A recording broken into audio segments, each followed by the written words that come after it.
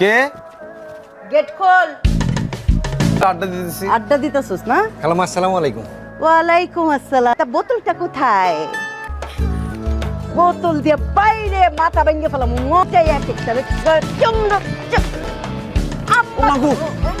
আম্মা আম্মা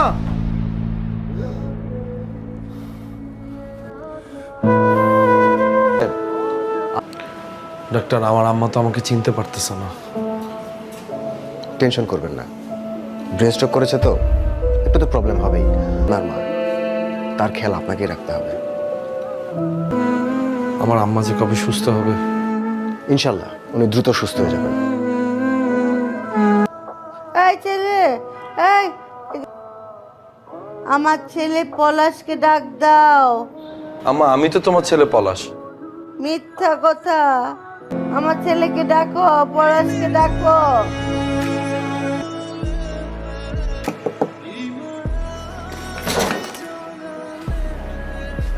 তোমার সমস্যাটা কি পলাশ? হ্যাঁ, মানে তুমি অফিসে আসো দেরি করে, যাও তাড়াতাড়ি, এরপর অফিসে সারাদিন ঘুমাও। স্যার, আমি আপনার কাজগুলো করে দিচ্ছি।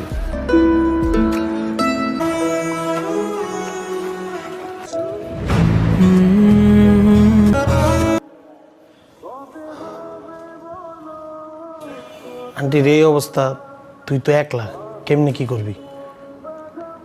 আমি কিছুই বুঝতেছি না। একদিকে অফিসের চাপ, যে করবো টেনশনে মাথায় কাজ করতেছে না আমার। ফোন দিছিলি? দিছি। কবে আসবে? আসবে না। তোর মেজো মামা না বলছিল আসবে? আম্মা, আজারের কথা বলে না তো। ভাত খাওয়াইতেছি, ভাত খাও। মাথা ব্যথা করতেছে আম্মা, সারাদিন অনেক প্যারা নিয়ে অফিসে থাকি। বাসা আসার পর তোমার জামা কাপড় দাও, বিছানা পরিষ্কার করো, ওষুধ খাওয়া, ঘুম পাড়াও। আমার অফিসে কলিগদেরকে আমি দেখি না, এক একজন বিয়ে শাদী করে হানিমুন করতে থাইল্যান্ড যাইতেছে, কেউ বিয়ে প্রিপারেশন নিতেছে, থার্সডে চিল করতেছে। কি সুন্দর লাইফ হতে। আর আমি কি করতেছি? ধরো। খাবো না। দূর আম্মা, ভালোই লাগে না আমার নাটকগুলো। সারাদিন অফিস করে আইসা আমার বিরক্ত লাগে আম্মা, মন তো সবকিছু থেকে পালায় যেতে।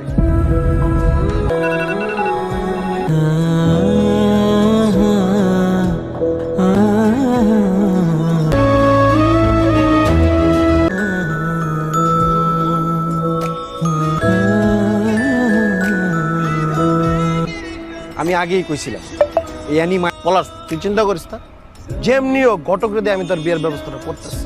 ভাই আমরা একটা কাজ করি, কোনো একটা মেয়েকে নিয়ে এসে আন্টির সাথে পরিচয় করায় দিও আপনার গার্লফ্রেন্ড। আন্টি সুস্থ হলে ওরে আপনি বিয়ে করবেন, দেখবেন আন্টি একদম ঠান্ডা হয়ে গেছে। এমন মেয়ে আমি কই পাবো? করবেন ভাই, আমার একটা হেল্প লাগবে। এমন একজন মেয়ে দরকার যে পলাশ ভাইরা আমার সামনে গিয়ে পলাশ ভাইয়ের গার্লফ্রেন্ডে অ্যাক্টিং করতে পারবে। এটি কোনো ডিল লেও শিমুল তুই কেমন ভেবে তোর একটা ভাই ব্রাদারের কথা কইছিলাম না, আইছে পলাশ ভাই। ইবানা পলাশ ভাই। আসসালামু আলাইকুম। কিছু মনে না করলে আপনার সাথে একটু কথা বলতে পারি? জি বলেন। আমার নাম পলাশ, আমি ছোটখাটো একটা জব করছি। আসলে আমার আম্মা খুব অসুস্থ, তার উপরে আমার বিয়ে নিয়ে খুব টেনশন করতেছে। ডাক্তার বলছে উনি যদি এভাবে টেনশন করতে থাকে ওনার শারীরিক অবস্থা আরো খারাপ হতে পারে। প্লিজ আপা, আমাকে একটু হেল্প করবেন। আসসালামু আলাইকুম। বসো। তোমরা কি শুধুই বন্ধু নাকি প্রেম করো? আমরা একজন আরেকজনকে পছন্দ করি। তুমি মাঝে মাঝে আসবা আমার কাছে, ঠিক আছে? হ্যাঁ, আজকে যে বাসায় মেয়েটা আসছিল ওই মেয়েটার সাথে তোর বিয়ে দিব। ওই মেয়ের বাবা মার সাথে আমার তাড়াতাড়ি দেখা করার ব্যবস্থা কর। তবে ওর বাবা মার সাথে আমি তোমাকে দেখা করার ব্যবস্থা করে দিচ্ছি। এই মেয়েটা বাপ মাও ভাড়া করে নিয়ে আমো। ভাই আমরা আবার কাস্টিং ডিরেক্টর পাবেল ভাইয়ের কাছে যাই, ওনার কাছ থেকে বাবা মা নেই। এই বাবা মা বাসায় এসে আন্টিকে বলবে আপনার ছেলে আমাদের খুবই পছন্দ হয়েছে। Very smart idea. Education fact ভাই।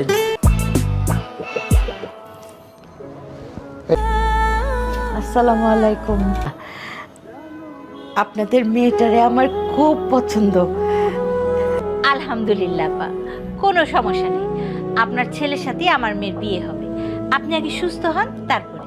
আরে আপা, আমি যদি আর সুস্থ না হই, যদি মারা যাই, আমি জীবিত অবস্থায় আমার সংসারে আমার ছেলের বউ রাইখা যাইতে চাই।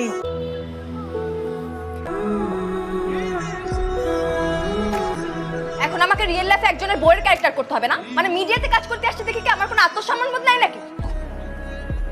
আমি জানি না কতদিন আমার আম্মাকে এভাবে মিথ্যা বলে যেতে হবে। শুধু এতটুকু বুঝতে পারতেছি, আমার এই মিথ্যা কথাগুলো আমার আম্মাকে খুব স্বস্তি দিচ্ছে। প্লিজ আমার কায়ায় ভবে শেষ মে। আমার পলাশ খুব লক্ষ্মী ছেলে, খুব নরম মনের মানুষ। বউ, তোমার হাতটা দাও তো আমার মাথায়। তোমার হাত, তোমার মাথা ছুঁয়ে কথা দাও। আমার পলাশকে একা করে কোথাও যেও না। কথা দাও, কথা দাও। কথা দিলাম মা। আম্মা কোনো পেইন দেয় নাই তো? Thanks for everything. আপনার মাকে সব সত্যি কথা বলে দিলেই পারতেন। কেন করলেন ওনার সাথে এমনটা? ডাক্তার বলে দিস আমার আম্মার হাতে আর বেশি দিন সময় নেই। আমি আপনাকে চা বানিয়ে দিচ্ছি। না না, আপনি পারবেন না, আমি করে দিচ্ছি আপনাকে। সমস্যা নেই, আমি পারবো।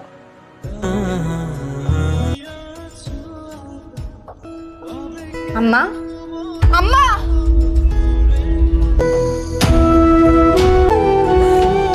হাসি মায়া তো ডুবে